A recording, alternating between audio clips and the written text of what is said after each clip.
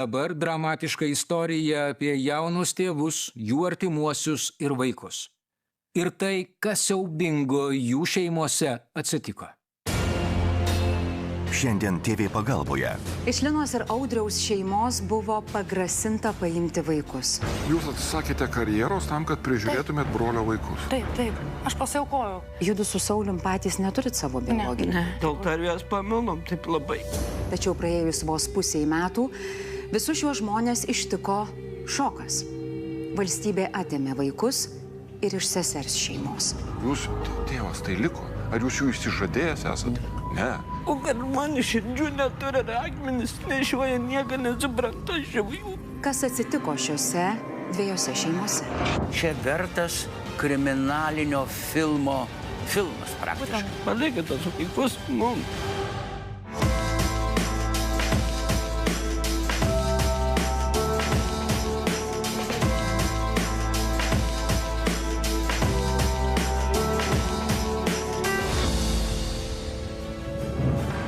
Pasitikite laidos vedėjus Renatą ir Edgarą. Iš Linos ir Audriaus šeimos buvo pagrasinta paimti vaikus. Į pagalbą atskubėjo Audriaus sesuo Vaida. Kartu su vyru jie priėmė mažylius į savo šeimą. Tačiau praėjus vos pusiai metų, visus šiuos žmonės ištiko šokas. Valstybė atėmė vaikus ir iš sesers šeimos. Kas atsitiko šiuose dviejose šeimose? Kodėl jie nesugebėjo išsaugoti vaikų?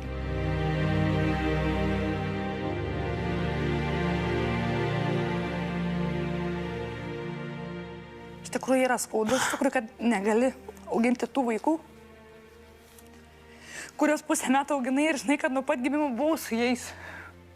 Žinau, kad brolis negali su Lina turėti iš tikrųjų kaip tėvai auginti tų vaikų. Mano vyras asmeniškai pamilo tos vaikus kaip ir aš. Ir vaikų, kaip vaikų teisės pasakė, mes negalim vis tiek jų auginti. Tai per tuos pusę metų, Vaida, jūs su Sauliumi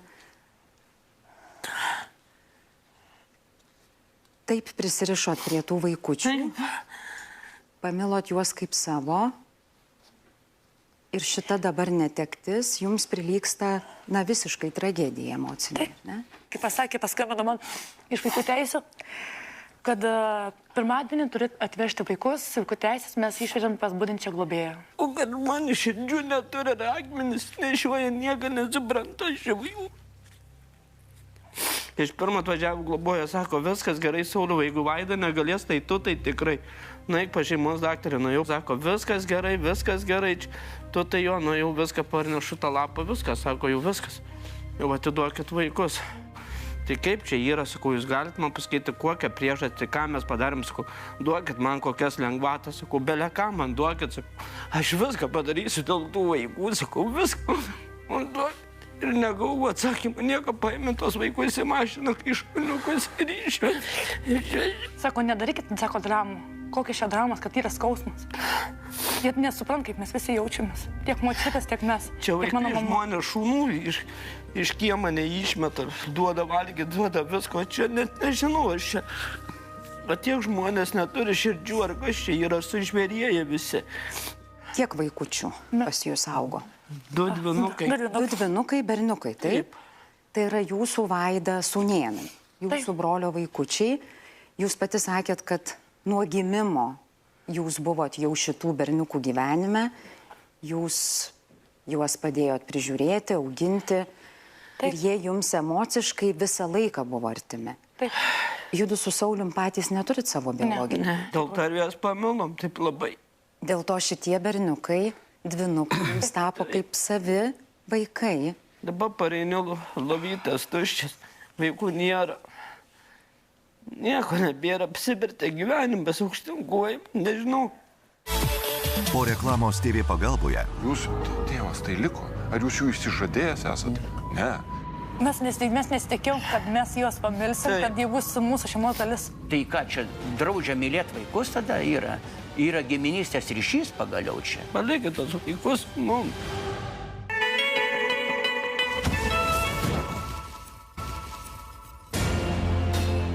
Šiandien TV pagalboje. Iš Linos ir Audriaus šeimos buvo pagrasinta paimti vaikus. Jūs atsisakėte karjeros tam, kad prižiūrėtumėt brolio vaikus. Taip, taip. Aš pasiaukojau. Judu su Saulium patys neturit savo biologinį. Dėl tarvės pamilom taip labai. Tačiau praėjus vos pusiai metų, visus šiuos žmonės ištiko šokas. Valstybė atėmė vaikus ir iš sesers šeimos. Jūs, tėvas, tai liko? Ar jūs jų išsižadėjęs esate? Ne. O kad man širdžių neturi akmenis, nešioja nieką nesupranta šių. Kas atsitiko šiuose dviejose šeimose?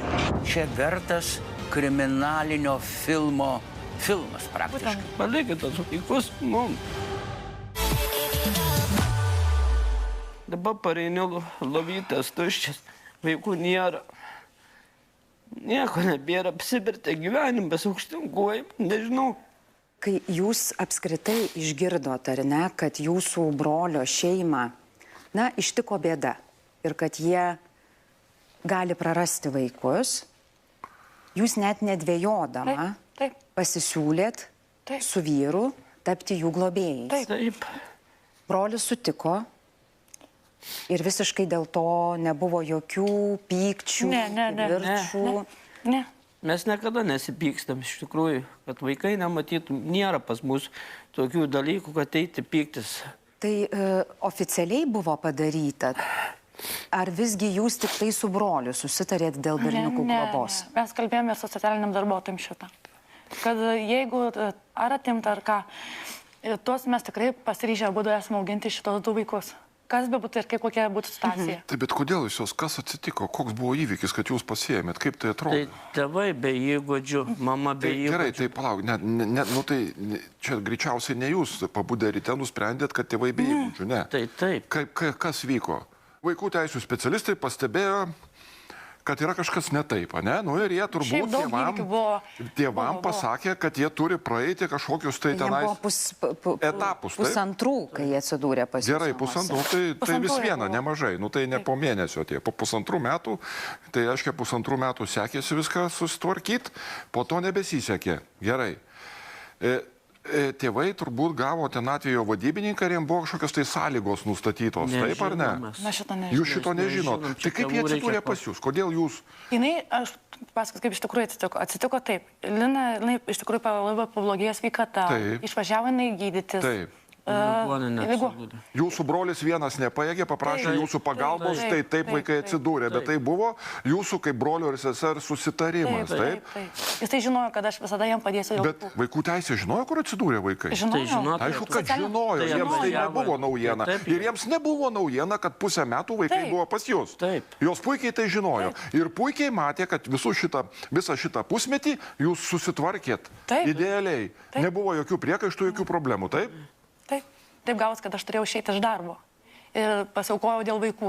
Nežinau, kad tai bus kažkas. Net viską reikia daryti dėl vaikų. Taip. Jūs atsisakėte karjeros tam, kad prižiūrėtumėt brolio vaikus. Taip. Aš pasiaukojau praktiškai.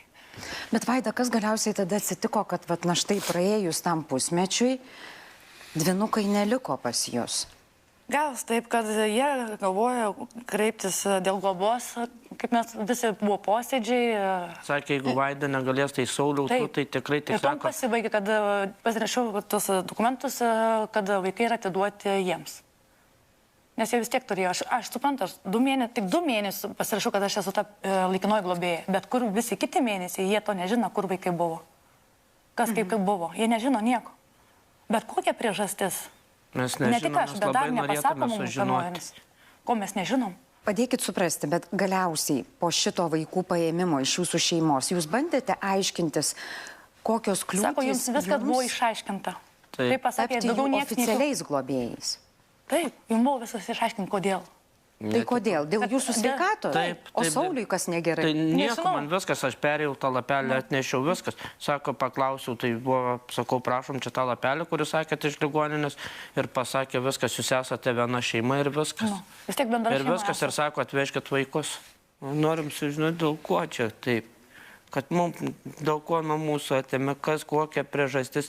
Nieko net nežinom, tai galėtų pasakyti čia. Ar blogai darėt kažką, tai taip, niekas nieko net nepasakė. Tik pasakė, kad atvežkit vaikus ir viskas. Sauliau, ką jums reiškia tie berniukai? Labai daug. Mes nesitikėjom, kad mes juos pamilsim, kad jie bus mūsų šeimos dalis. Man tai nežinau, man vaikai. Jūs galėtumėt jiems būti tėčiu, tokiu tėčiu, kuris galėtų juos užauginti žmonėmis iki pilnametystės, Aš buvau jau pasiruošę šitam paruošti juos gyvenimui savarankiškam. Jūs manot, kad jūs turite tam užtektinai jėgų, noro ir galimybių. Aš netgi aš nebuvau nuvežęs tos vaikus, mačiau, kaip juos jinai priėmė, iš tikrųjų. Ir jo brolis priėmė labai svetingai, iš tikrųjų. Vakar paskambino mama, sako, labas, nu kaip vaikai. Ką aš galiu pasakyti, kad jų neturiu? O ką jūs žinot apie tolesnį berniukų likimą? Kas su jais bus? Sako, viskas, tipo, jeigu nuo tėvams tai reikia, sakė, labai daug stengtis, ten pažangų, bet mes matom, kai iš tėvų tikrai nebus tų pažangų. Sako, jeigu net pusę metų, gal ir ne pusę, veškos kitus globėjus ir taip arba sakė, arba Lietuvoje, arba užsienį visur.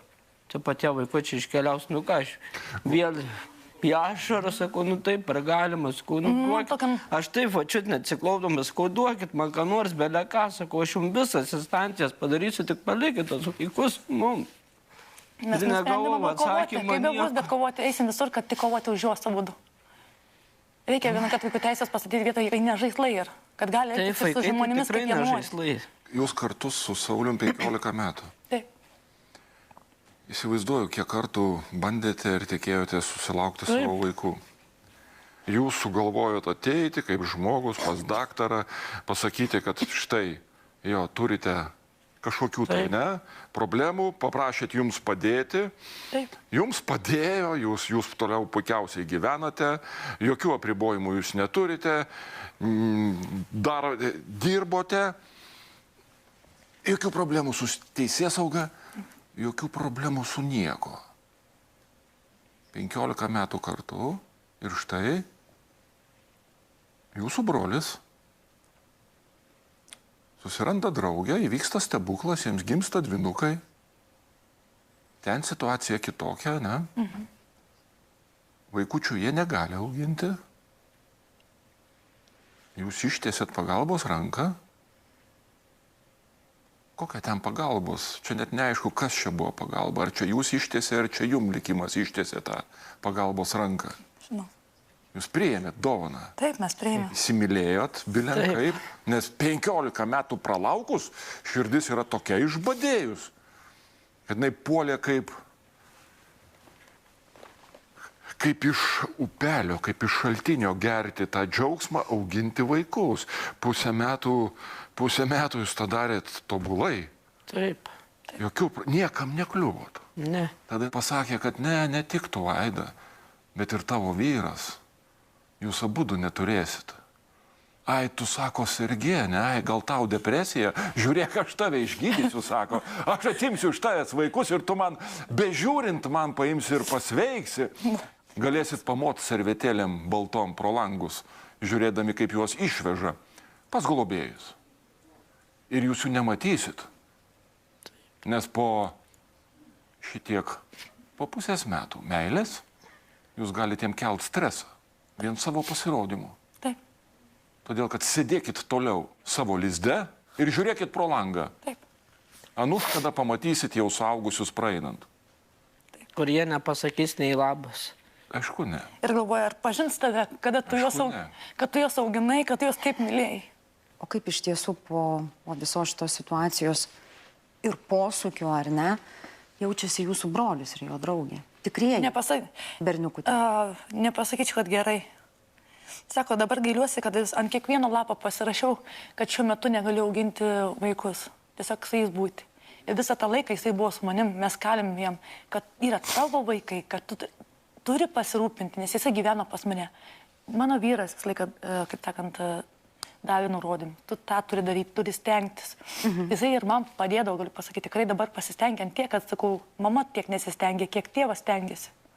Bet jau viskas šaukštai yra po pietai. Pradėjo stengtis. Kodėl Audrius neišgirdo sesės ir jos vyro pamokymų ir patarimų?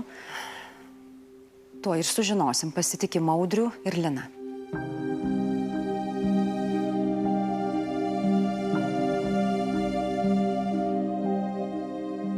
su Edgaru patyrėm. Ausia dėl to, kad pats netekot savo sūnų kartu su Lina. Linos, kokie jausmai yra? Kokie? Jūs esat biologinė jų mama. Tai šioje vietoje jūs abu jaučiatės, ar ne? Tikrai jaučiatės padarę klaidų, kad praradot dvynukus. Tada jaučiatės blogai. Audriau? Vieną. Kad dėl jūsų padarytų klaidų berniukų neteko ir jūsų sesuo su vyru. Taip. Tokia grandininė reakcija gavosi tų klaidų ir pasiekmių. Reiškia, sureagavo viskas. Brolį ir sesers atvejais ir vyru. Kaip sakant, didelė meilė ir viskas tiesiog akimirksniu. Sugriuvo į vieną. Viskas išgaravo akimirksniu. O skausmas didelis liko iš tikrųjų. Lina, jūs sutinkat, jūs suprantat taip, kad jums trūksta įgūdžių. Čia yra tiesa, taip, jūs tą suvokėte, ne? Ir 1,5 metukų jūs paauginote savo vaikučius ir tada, atsigulėt, kaip suprantu, į ligoninę ir vaikučius atidavėt Vaidai, taip? Pasirūpinti jais. Audriau, tai čia šitoj vietoj, ką jūs ten kur pasirašėt? Jūs sakot, jūs tėvas, jūs tai tėvas. Jūs tėvas tai liko. Ar jūs jų išsižadėjęs esat? Ne. Jie pavardę jūsų turi? Taip. Ir vardus davė turbūt? Taip. Tai kam jūs atidavėt? Bet jūs atidavėt seserį, Audriau. Nesvetimau. Jūs atidavėt seserį. Jūs paprašėt pagalbos. Tai ką jūs ten pasirašėt?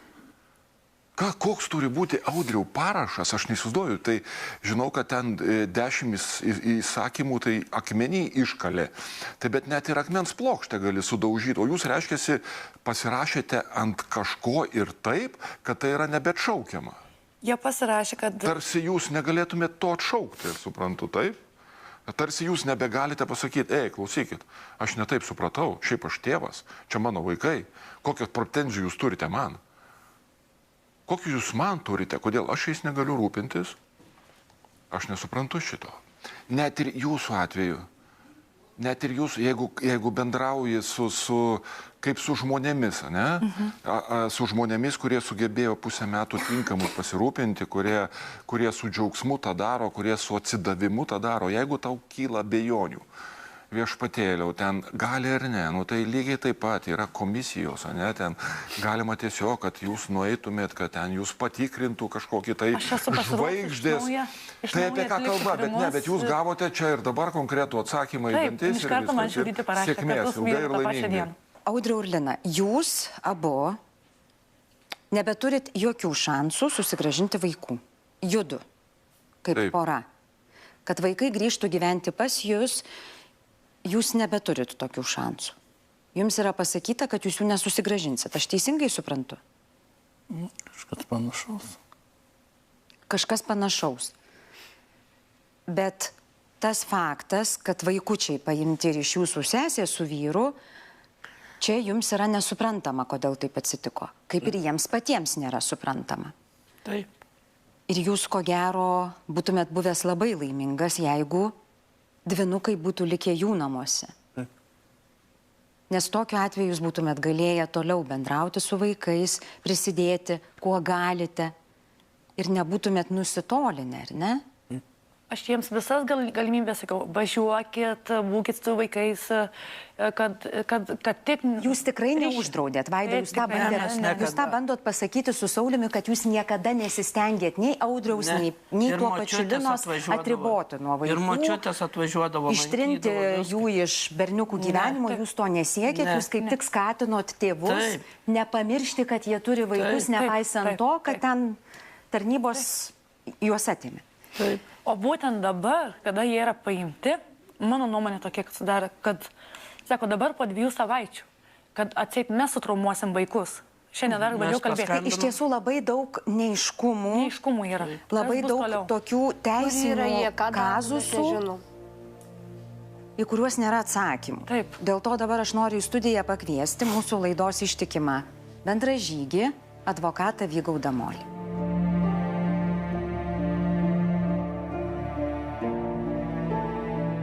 Gerbiamas Vygaudai, iš ties kažkoks, nežinau, mums su Edgaru atrodo kažkoks rūkas, miškas. Nesuprantam. Kuo gilin, tuo daugiau medžių. Jovalas. Turbūt geriausias žodis. Kiek aš žiūrėjau dokumentus, nu tai čia vertas kriminalinio filmas praktiškai. Vaikai prieš teismą paimami atvejais tokiais. Narkotikai, girtuokliavimas ten, vienu žodžiu, mušimas jo, psichologinis ir kiti. Teismo nebuvo, paėmė vaikus. Reiškia, kelis mėnesius gyveno, viskas tvarkoj, sveiki žmonės ir dabar paima. Galbūt yra kiti dalykai, kurių mes čia nežinom.